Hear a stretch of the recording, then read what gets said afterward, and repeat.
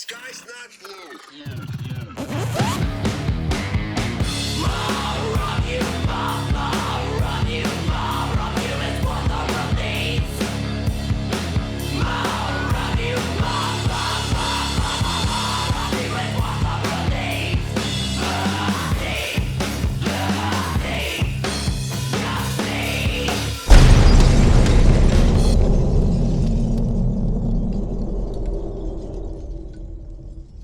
Welcome back to the Cult House Podcast. I am your host, the Scholar of Spite and the Saturday Night Delight, Roger Riddell. Joining me today, he's the vocalist and guitarist for death metal legends Exhumed, Matt Harvey. How are you doing today, Matt?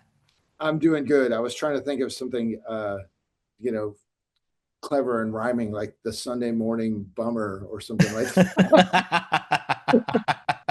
But I couldn't think of anything that rhymed in time, but I like that. Thank you for having me, man. Stoked to be here.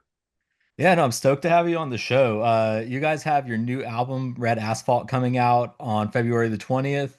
And from what I understand, that the theme for that is the American Roadway or Death on the American Roadway. So I've been, listening to it for the last week or so and just really fucking digging it. And, if nothing else, I can let you know that it passes the gym test.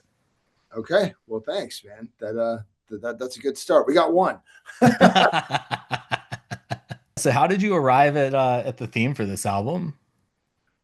I believe we were out with Venom Inc.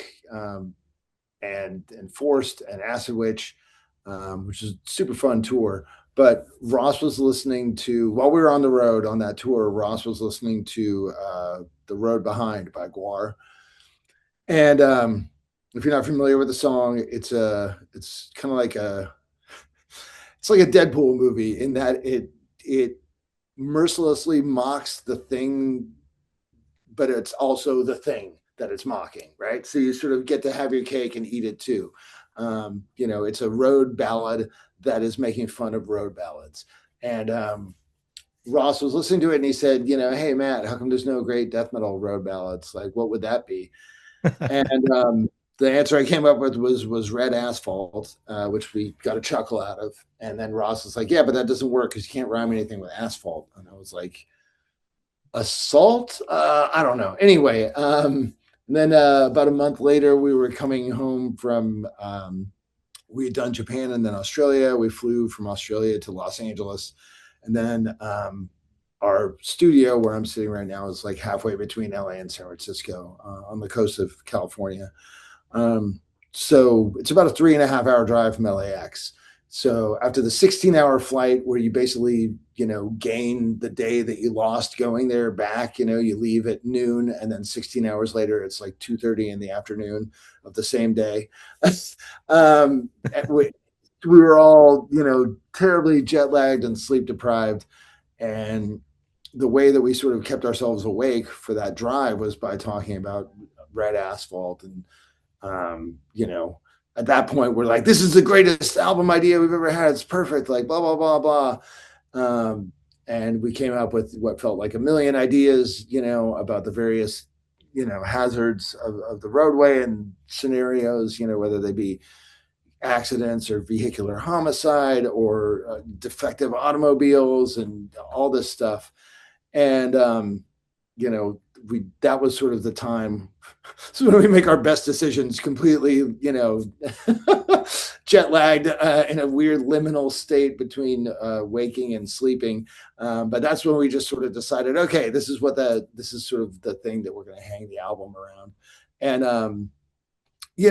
I will say once you kind of get a concept, or an overarching theme or whatever, it gets a lot easier to sort of start the ball rolling, because before that, it's not that the blank page or whatever is intimidating. It's just that, this is our 9th album. I think I counted it yesterday in another interview. So I believe it's our 9th album. So it's not that the blank page is intimidating. It's more like, why at this point? Like, why do we need to make another album? Like, what is it about? What is it about this record that's sort of justifying it, coming into existence? And once we came up with that concept, it seemed natural. We felt it was a good idea because it seemed obvious. Usually, in my experience, a good idea is one that you're like, oh my God, that's so obvious. Like, why didn't I think of that before? Not one that you have to sell and explain and you have to this and that. Because obviously, being on the road is something that we have a lot of experience about. And, you know, it's also the place where the average American citizens probably, or, person that lives in America um, is most likely to be maimed, killed, mutilated, or see somebody else maimed, killed, mutilated. But it's also something that there's a romance to, whether it's like Jack Kerouac or Easy Rider or whatever, Route 66, all that stuff. So we thought it was a sort of fun, um, a fun concept to work with. I was thinking about that same thing before this interview, uh, just as far as like the road really is probably the place where is at least if you're like driving a car. I know there's a lot of people nowadays in cities that don't drive as much, but it is the place where you're most likely to come face to face with your mortality, but it's also the place where you're most likely to brush those instances off the quickest. Yeah, it's a weird thing because I think unless you live in San Francisco or Boston or New York or Chicago, where there's abundant public transport and you're able to maneuver around or get cabs, but even cabs can be quite dangerous. But generally, when it's that densely populated, you're not going fast enough to at least get horrifically mutilated. You might get whiplash or like something like that. But unless you live in a city like that, you're probably driving. We're so we're just so inured to how dangerous it actually is because we spend so much of our time there. And I think everyone's car feels sort of like your little sanctuary. Like if somebody runs into your car, you don't say, hey, he hit my car. You say, hey, he hit me. Yeah. It becomes like your space. And certainly, somebody cuts me off in traffic and I'm having a bad day, like the things I will say about them, like I would never say to a person's face. You know what I mean? Yeah. Um, it's like the internet or whatever. Where you can just like let it rip because you're in this sort of, you feel like you're in your own bubble or whatever. And it's a weird thing that something it's so familiar and feels so intimate, but yet it's also really fucking dangerous and something that's very specific to 20th century life and beyond. And it's something also specific to the States because in other countries people are just less reliant on cars. And yet we have this weird relationship with cars because they are big and loud and dangerous, and there's something cool about that. I mean, it's like whether it's monster trucks or NASCAR or stock car racing or Death Race 2000 or Mad Max or whatever, like there's something really exciting about that. The idea of like sitting down behind the wheel of like a 67 Chevelle, like big block SS, like that sounds like the most fun afternoon I could think of. So I don't know. It just seemed really, really like a really, really rich vein to tap into.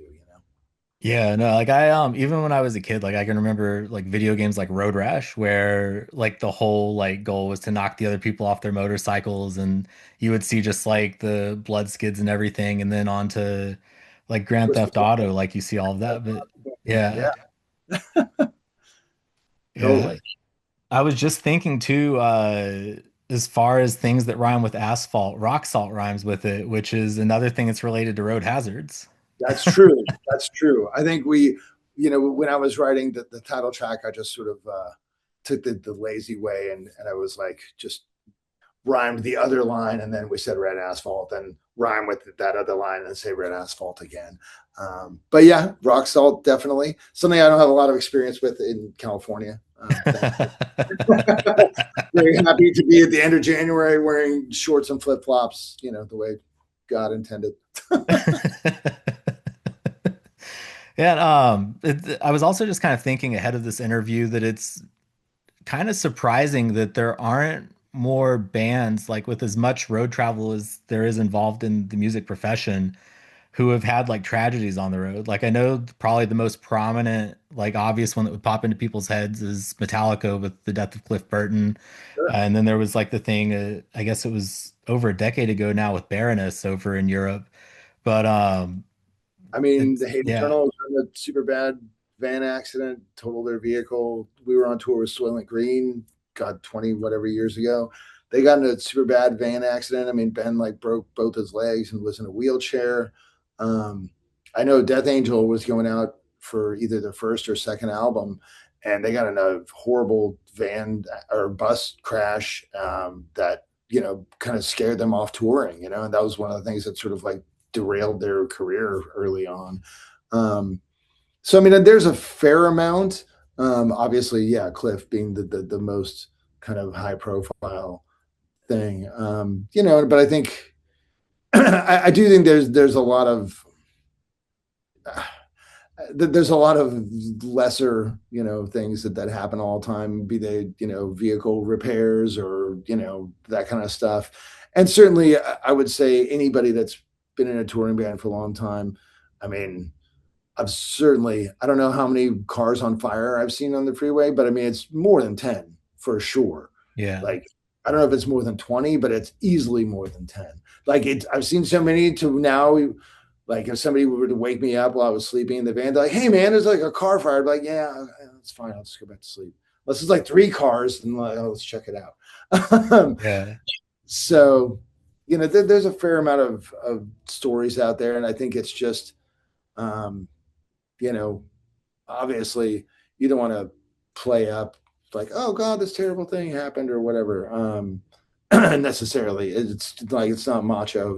It's like the metal. Oh, you gotta be like, dude, we're strong. We're gonna overcome. But there are a lot of bands that have had various, small scale crashes and accidents and stuff. yeah, yeah. I know, like it's expensive enough like touring on its own, but then like you have stuff like that happen with the bus, and you have to go through like all the repairs and everything, and uh, it can really just kind of derail the whole like finances of the whole operation. Absolutely. I mean, we did a tour years ago with Toxic Holocaust where we had a severe van breakdown, and we ended up having to rent a van for the rest of the tour. And it went from being a tour where, I mean, we're Exhumed, we're not Cannibal Corpse or whatever. So I mean, but it was going to be a fairly lucrative tour to like, well, hey, like we all got a little bit of money, and we didn't lose money. Okay, crap, totally like snatching defeat from the jaws of victory. Um, we had another one where we finished the tour in Florida, and then driving back to California, we got as far as Mobile, Alabama, and then we had to have a whole engine replaced. So it's like we're all the interdependence of man and machine or whatever is already sort of disturbing. Yeah, I mean, it's like you can get to a show and somebody will probably let you borrow their amp or their speaker cabinet or a cable, or even worst comes to worst, if you're on tour with a band and you have a good relationship with them, if you're in an emergency, you could be like, yeah, you can use our drum kit tonight. That's fine. But being like, hey, can we borrow an entire vehicle? It's like, well, that's it's just not feasible to happen. So yeah. And last year, if I'm not mistaken, was the 35th anniversary of Exhumed. Um, how over the years have you sort of like figured out how to maintain things like your vocals? Because I know that there's always just kind of been like the thing, at least when I was younger, where it was like, how long can a death metal band really go on with like that style of vocals? Because at some point your voice has to wear out. So like, how do you do that? And are there considerations that you've had to like take into account on the road, especially? not really. I started doing this quite a while ago. So like there was no like art of screaming or whatever the fuck those like instructional things are. That all came out, much later. And I'm sure at this point, they're well over a decade old, probably. I don't know. But to me, they seem like new, those new things like that. Um, I think it's just a combination of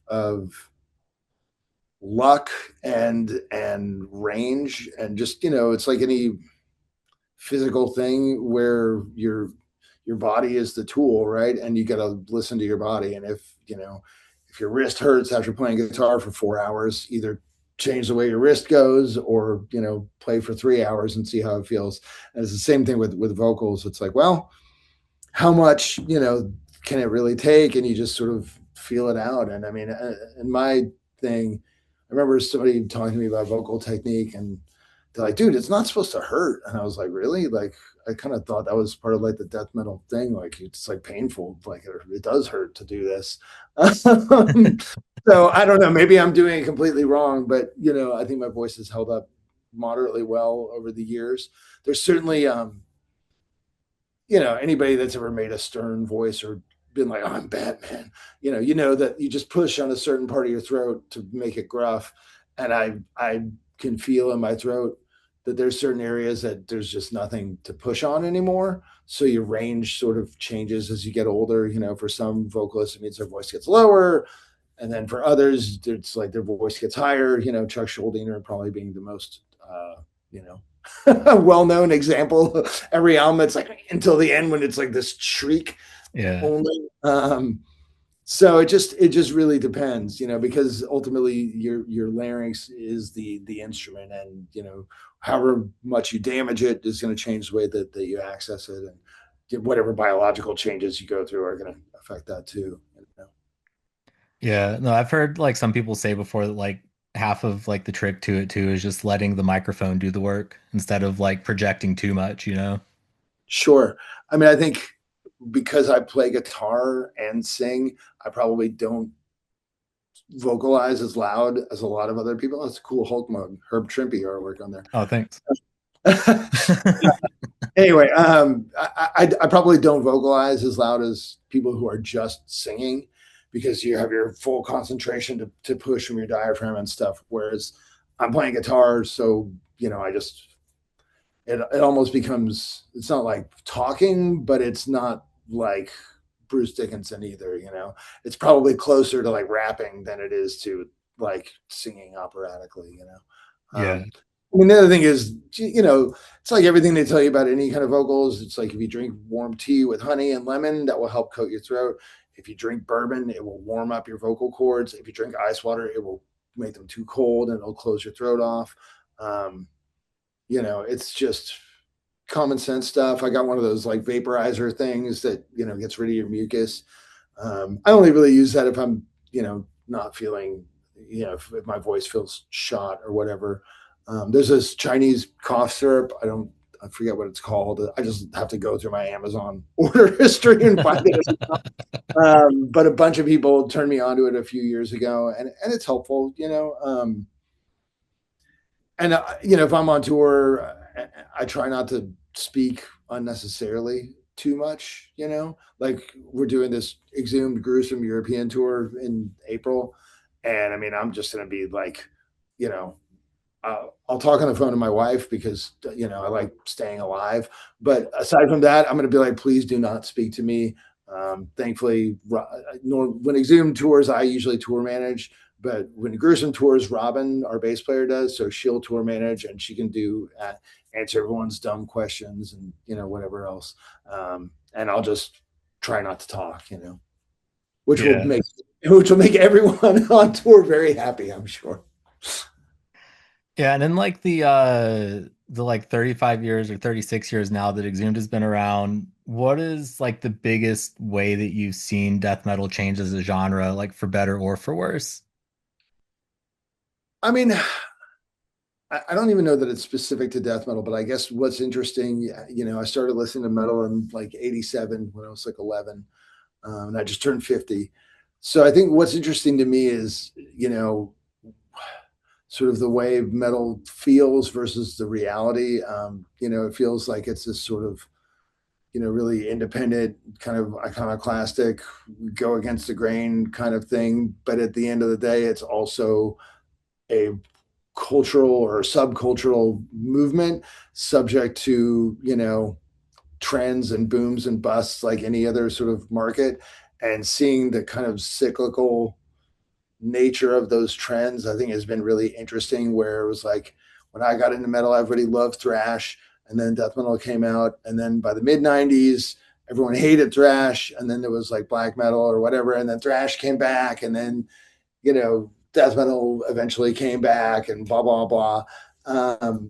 So it's interesting seeing these things that feel so personal and kind of visceral.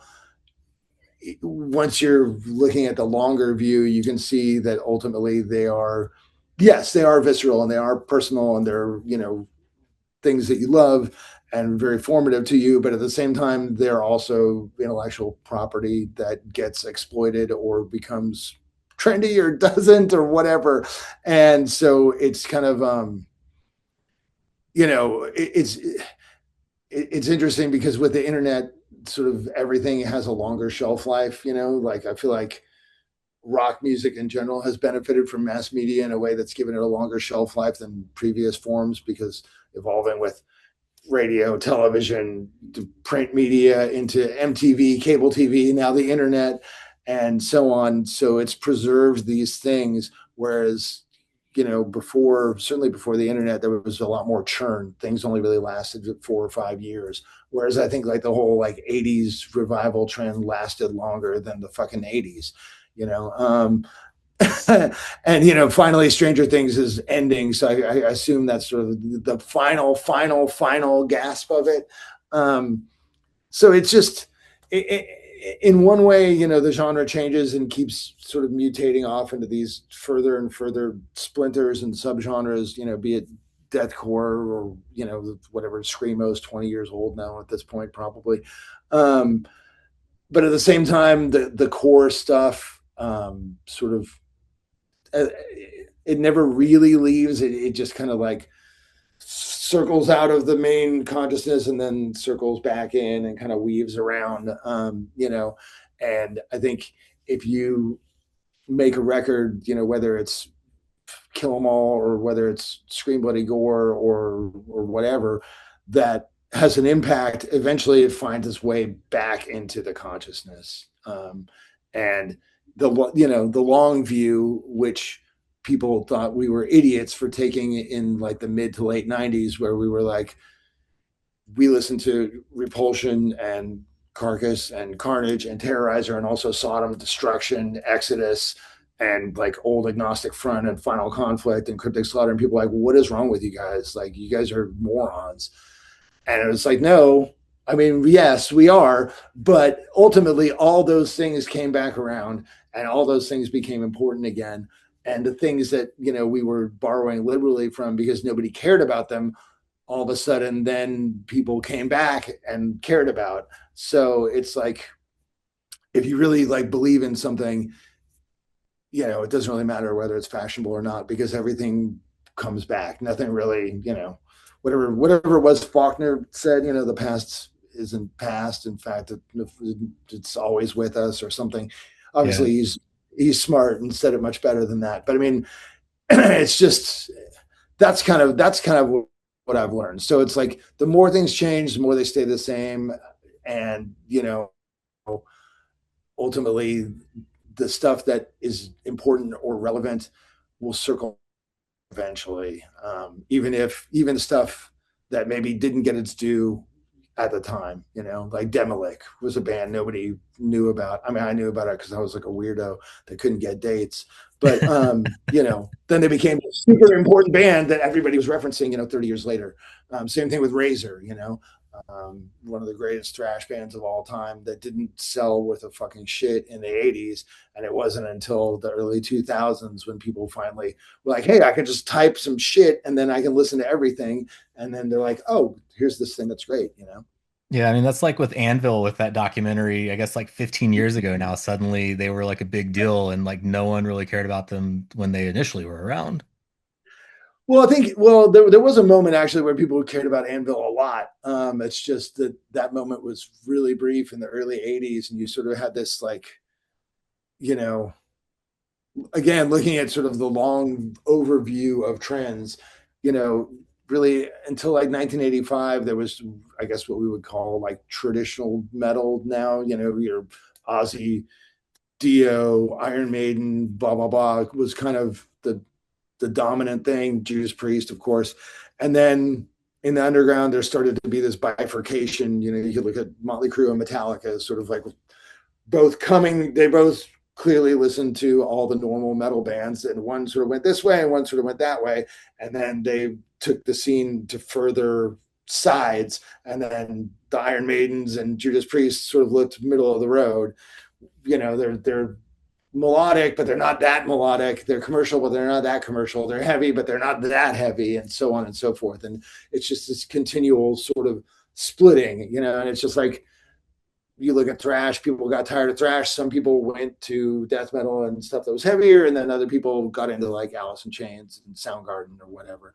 And that scene split off. And it's just this endless sort of this river of music that splits off into these endless tributaries or whatever, but they all kind of eventually flow back together at some point.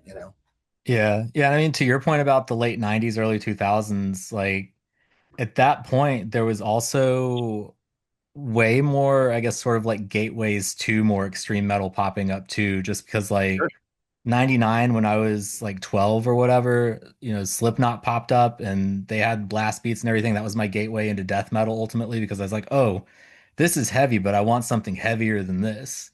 Right. And then like you had Metalocalypse a few years after that, and that was like another like entryway into death metal and black metal. So it's interesting how all that stuff popped up and it like death metal and all the other like more extreme subgenres of metal became more accessible, but didn't really have to change much, even though you still have things like death and roll and things like that. Right. Well, it's also interesting too because it's like, you know, it just goes to show it's like everything else, when it comes out and it's new, people are really afraid of it. And it's like, it's just fucking music, man. Jesus Christ. Like, I'm old enough to remember, the satanic panic in the 80s where it's like, oh my God, if you fucking buy this Slayer record, you're going to go murder somebody. And it's like, Jesus Christ. I mean, people thought if you played D&D, you were going to go kill people. Um, so, and then, 20 years later, it's kind of quaint. And you have conservative Christians who are like, yeah, listen to Slayer. It's like, but then again, you have conservative Christians in Slayer. So I don't even get that at all. I don't get either of those things. But, it becomes part of, it just sort of gets absorbed into the general zeitgeist. And like, I remember seeing that movie. I've only seen one Transformers movie, but it was Bumblebee. And actually, it was a pretty good movie. But I That's the just best remember, one. good. That's what everyone's told me. So I'm like, good. I'll stop there. Well, I've seen the animated movie, which I love. Yeah. That's different. But there's one scene where I think the girl is wearing like a Motorhead shirt, but she's listening to the Smiths, and it's supposed to be like 1985. And I was like, people didn't do that until the 90s. That wasn't until I went to high school, because in 1985, if you had a Motorhead shirt and somebody heard you were listening to the Smiths, like you would get beat up, or they would take that shirt off you, or they would mock you relentlessly. I mean, it used to be like, I like Discharge, I like Slayer, let's fight. It's like, dude, it's not even that different. So that was the only part of the movie that bothered me. But it's just, as time goes on, there's this sort of flattening out of things.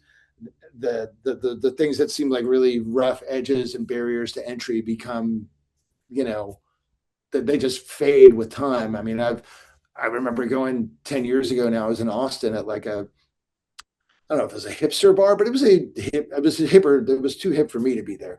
But it was a cool bar. Like there was just a lot of people, and it was real busy, and they were just listening to like Bolter or War Master. And there was people who got off work, and there was hipsters and indie rockers and fucking hip hop people, and everybody was just in the bar, just having a drink and just listen to War Master. And I was like, this is so cool. And I was like, but it's also kind of disappointing because I remember when this would like clear out a fucking room, you know what I mean?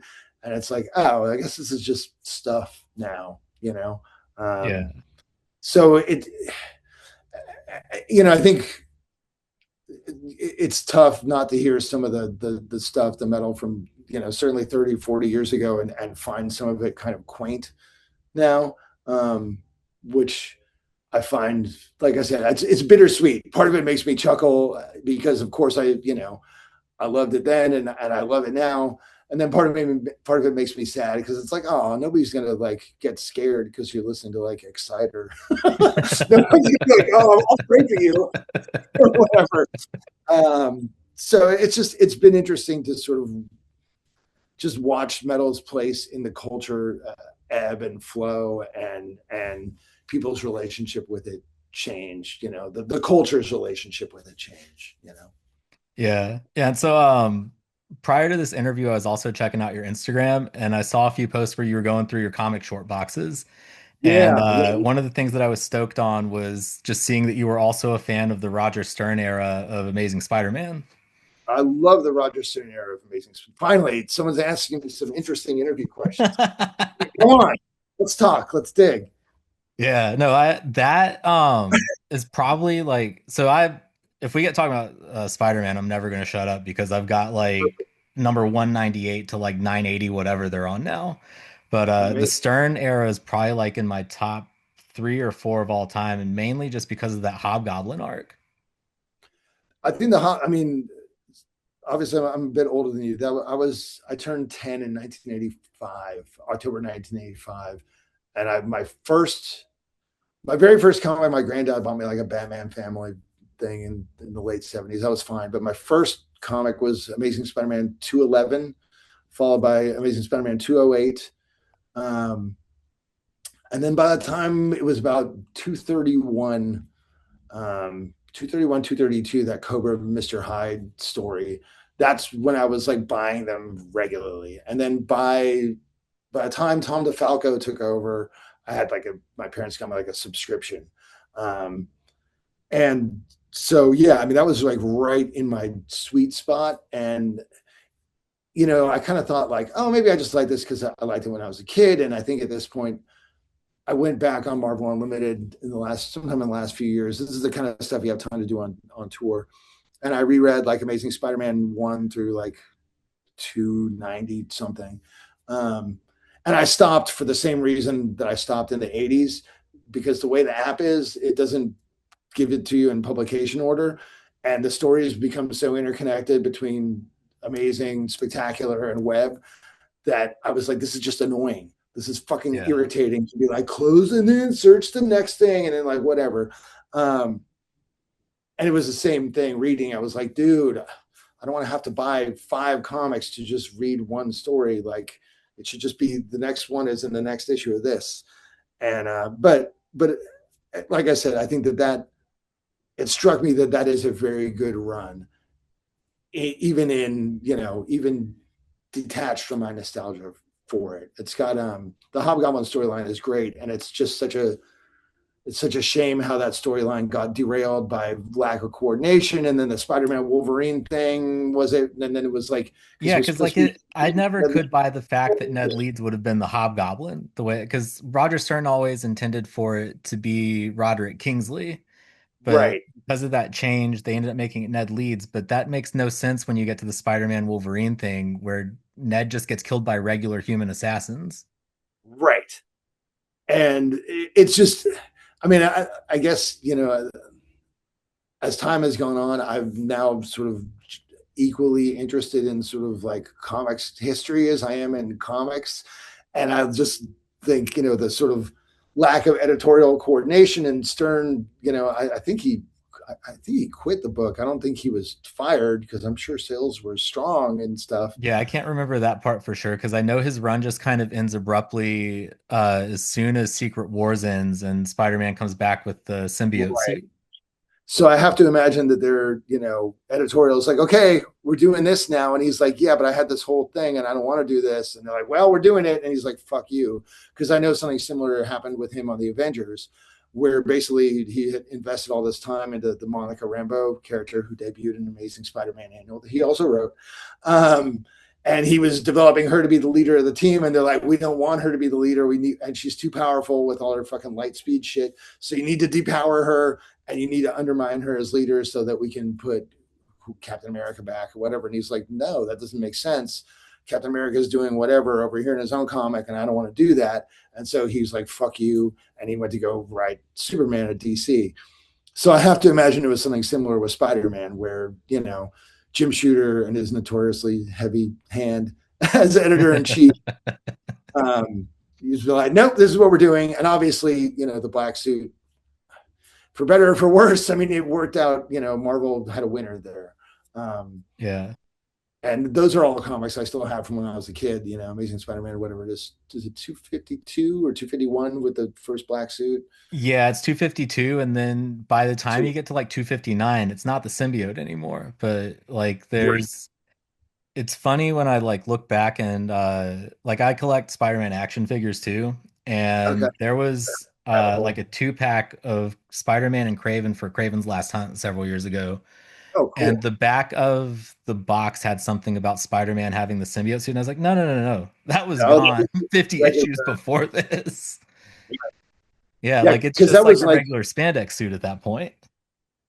yeah, that was like Amazing Spider-Man 296 or Yeah, 294. 295 and 296, and then Web 1 and 2, and Spectacular. I don't remember what numbers in that. But that's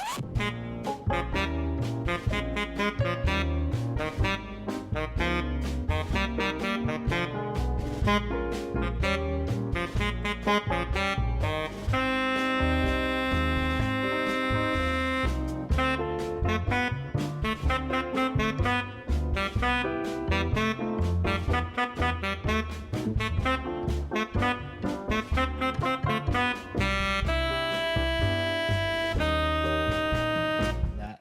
But that's Right. probably one of my favorite stories because that's like that character. You can do you can't do like dark and gritty stories with them all the time, but because of the nature of that character, when you do them, it has an opportunity to be like even more impactful and jarring. So like Craven's Last Hunt, you've got like vermin just like dragging people into the sewer and eating them. And it's like, oh, this isn't something that I see in every issue of Amazing Spider-Man. Right. No, yeah, and James DeMatteis is a great writer, and I think that when they try to do, like when McFarlane was writing, the adjectiveless Spider-Man, he's trying to do this '90s book, and I'm not a fan of his art, and I think he's a terrible writer. I don't think he's objectively a bad artist, but it's not for me.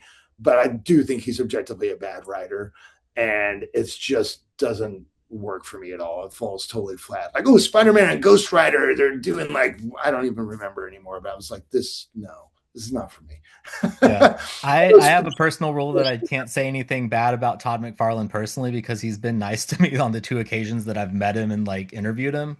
And he like went out of his way to sign my Amazing 300 and 316. That's So, super cool. He seems like a yeah. great dude, honestly, and I feel like he's like lived the dream. Like he came into comics at the right time, made a bunch of money, and he's really smart. Clearly, started his own company, and he's doing all these toys, and some of his toys are amazing. Like I love all his DC superpowers line and stuff that he's done. I just Yeah. don't care for his art style. Everybody's too Play-Doh-y, but he draws a great web line. Like the best Yeah. webbing I've ever seen is Todd McFarlane. I Everything mean, that's the else, way the webbing's been ever since he drew Spider-Man.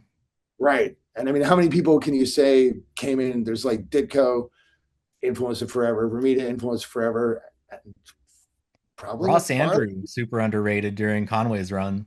Totally agree. And I always used to think Ross Andrews sucked. I don't know why, because I think he was the guy that was like before, before I started reading. And then I don't know, like I said, when I did that whole reread, I was also much more forgiving of Conway's run, and it was much better than I really remembered it being. And I really liked Ross Andrews' art a lot, and I like. There's just a way he draws Spider-Man's eyes that are like just expressive enough, but not totally ridiculous. And because I was born in '75, and obviously I loved Spider-Man before I started reading comics, it felt kind of like going back to your hometown and being like, oh, I remember this. Like, oh, I remember this. Like, it was just really, really nice to see Andrew's art. And it is great too. Yeah. Yeah. I mean, the last time I revisited his run on the book, it was a lot like kind of being able to see in some of the way that he laid out pages, just foreshadowing where things would go in the 90s because he was already at that point in the 70s breaking the rules as far as like going over the panel lines and um doing two-page spreads in a way that you could follow like motion across the panels in a way that hadn't really been done before. Like I know I can't remember which issue specifically it is, but it's one of the ones where Peter and MJ are like starting to date early on, and they're walking through the park, and the way that he tracks the motion across the panels in there was kind of innovative for that time. Well, Andrew's an interesting guy because he came, he drew for DC, and he was a fucking industry vet by the time he came over to Marvel. And I think, it was like a DC, especially in those days. If you weren't Neil Adams, it was like you draw like this, you draw Superman like Kurt Swan, you have these kind of layouts. You got 14 pages to solve a puzzle, the end. And he came over to Marvel, and he's like, what, my writer's like 20 years old? And they're like, yeah, do whatever you want. Like, what? He's like, what do you mean? He's like, just do whatever you want. Well, can I put the panels? Like, we don't care. Ross, just fucking book in on time and do whatever. And all of a sudden you see this guy who has years of skill, like, such a skillful craftsman, allowed to really get artistic. And it's kind of exciting. And it's also wild to think that, it's actually a repeating story with DC, that they've got these guys that they're, stuck in this very corporate system. Then they come to Marvel and nobody gives a fuck. And it's like, just do whatever. I mean, John Romita was that guy. Gene Colan was that guy. And it's just like, these, DC, they're just like, well, you're not Kurt Swan, so who gives a fuck? Just stay over here and, crank out another issue of, Young Love with Joe Orlando.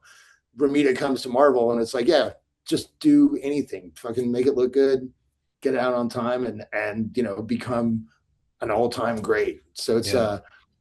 I mean, unless you're like Neil Adams on Batman, and they let him like break some boundaries during his run on that book. He was the only guy at DC that was able to sort of snap them out of what they were doing. And it's interesting too, like what the fuck is the guy's name?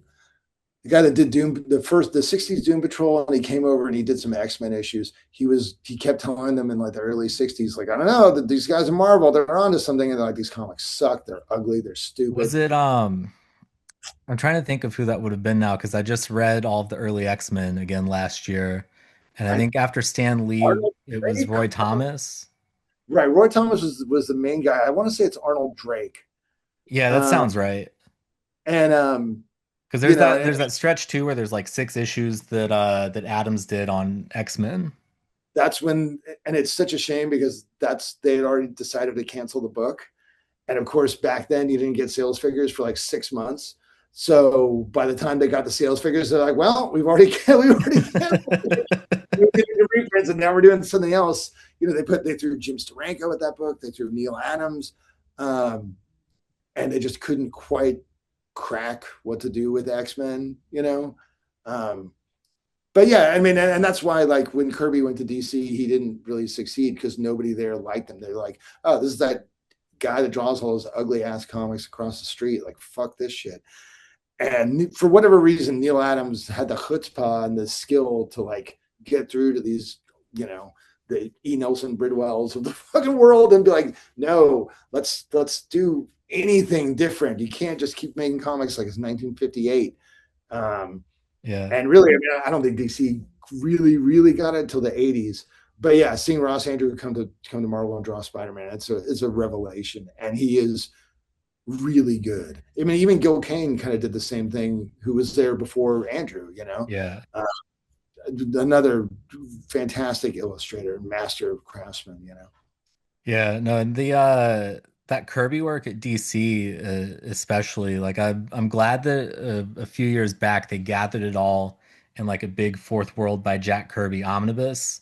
Because I cool. picked that up, and it's probably the thickest omnibus that I've like got on my shelf. But it's some of like his most underrated work. Well, I feel like it's both underrated and overrated because it's deeply flawed, but it's also brilliant. Kirby is probably like my personal hero. Like, if I had to pick the person I admired the most, it would be him. But he can't fucking write dialogue for shit. And some of it is just tough reading. Like, it looks great. The concept is amazing. The storytelling, the pacing is brilliant until you start reading the words and you're just like, fuck, damn it. So close. And that's a big part of why the whole like relationship between him and Stan is a shame, because Stan was great at dialogue and great at self-promotion, but the downside to that is that he promoted himself over Jack. And so he got so much more credit than Jack when Jack did like probably three-quarters of the work on a lot of that stuff. I mean, it's the same thing with Ditko, and I mean, you look at that particular thing, and I mean, the proof is in the pudding. It's like after Ditko left Spider-Man, there's one significant character that's created, the Kingpin. Who Yeah. are the other villains? What, the Kangaroo, the Schemer, Well, the the Master? Rhino. Okay, the There's Rhino. the You're Rhino, right. the Shocker. Mary Jane comes along after that. No, Mary Jane was still, her face was drawn by Ramita for the first time, but she was a character, and Gwen Stacy was also a character during Ditko's run. Yeah. But and I mean the Shocker, that's he's endured. Is he a major character? He's one of the best punching bags in the Rogues Gallery. Sure. I feel like the Kingpin, is a significant character that Lee and Ramita created. You could argue maybe the Rhino, but everything else, Ditko laid the whole groundwork for. And then you look at, Stan, look at how many characters Ditko created after that. I mean, he did the Creeper, he did the Question, he did Stalker, he did Mr. A, he did the Avenging World, and then, Doctor Strange. Right. And what did Stan create without Ditko and Kirby? What, Stripperella? Ravage 2099, so it's tough because those guys in particular are geniuses, but their writing is difficult, and they needed a Stan Lee to sell their ideas and to put them across in a way that was fun, because Ditko's dialogue eventually just devolves into a lecture. It's just like a dialectic on what Ayn Rand or whatever. And Kirby, everyone's shouting like the most stilted like 1930s gangster movie dialogue, screamed at all moments. You're like holding your son in your dying arms, like yelling, 1930s movie dialogue. I mean, you're like, oh man. So anyway. Yeah. Do you get a chance to go to a lot of comic shops when you're on the road? A fair amount, yeah, because Ross, our bass player in Exhumed, funnily enough, we grew up in the same neighborhood in San Jose. We went to different high schools, but he went to high school with our original drummer, and he shopped at a comic store that I started working at shortly thereafter. And really, we started hanging out before he was really into, music particularly. I mean, he certainly liked music and owned CDs and stuff. But he wasn't like, hey, check out this, Impetigo tape or whatever. He was not there yet. And we hung out to play the Marvel Superheroes tabletop role-playing game. And so that was our first meeting, and sort of the basis for our friendship. And like in Exhumed, Ross, Cole, our original drummer, and we were all comic book fans. We were all drew. That was my first career choice before I got into metal was I wanted to be John Byrne or George Perez. That was like my goal. So we all drew, we all read comics, and we would, we ran this, probably 2 or 3 year long, like Marvel Superheroes tabletop role-playing campaign all through high school until finally, somebody was willing to have sex with me. And I was like, all right, guys, you're going to beat the guy. Like, hurry up. All right, cool. See ya. Got to go. I need to look at some boobs. But, that was like a really, really heavy part of kind of the glue that put the band together. And then when Ross came back, now that it was half the band, wanted to go to a comic store or go look at vintage action figures or whatever. Then it was like, okay, well, this is a thing now, and Sebastian would always be like, oh man, how come you guys, I want to go to a cool guitar store. And I'm like, yeah, but Sebastian, you don't buy anything at the cool guitar store because it costs like fucking $5,000 to buy a cool guitar. Yeah. Or a guitar cooler than the one you have now. Whereas we can go in the comic store and I can spend $60 and I'm this much closer to completing my fucking Power Man and Iron Fist run. And I got, whatever else. And Ross found a G.I. Joe he's been looking for and he's going to take pictures of. And he's like, oh,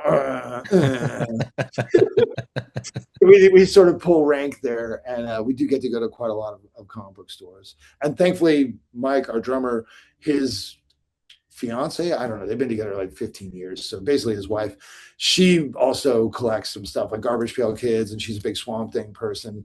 And so he gets dragged in, and we'll help him look. We'll be like, oh no, you don't want to pay that much for this issue. Like that's not even rights and interior. Like get this, we'll wait. We'll find you a better copy or whatever. So it's a good team building activity. Yeah. Yeah, and I've had you for about an hour now. I don't want to take up your whole day. So, is there anything that you want to put out there before we get off here? Well, in addition to having a lot of opinions about comic books that came out 40 to 60 years ago, I'm also I'm also in a little band called Exhumed that I've been talking about all week. So it was very refreshing to get a break from that. We have a new album called Red Asphalt that's coming out February 20th on Relapse Records. It's if you like death metal, if you like thrash, if you like grindcore and gory tales of from the road, then you'll probably want to check it out. We have a U.S. tour with Oxygen Destroyer and Nomos that's hopefully coming somewhere near you. So come hang out with us and tell me why Todd McFarlane's art is great and prove me wrong. And yeah, we'll see you there.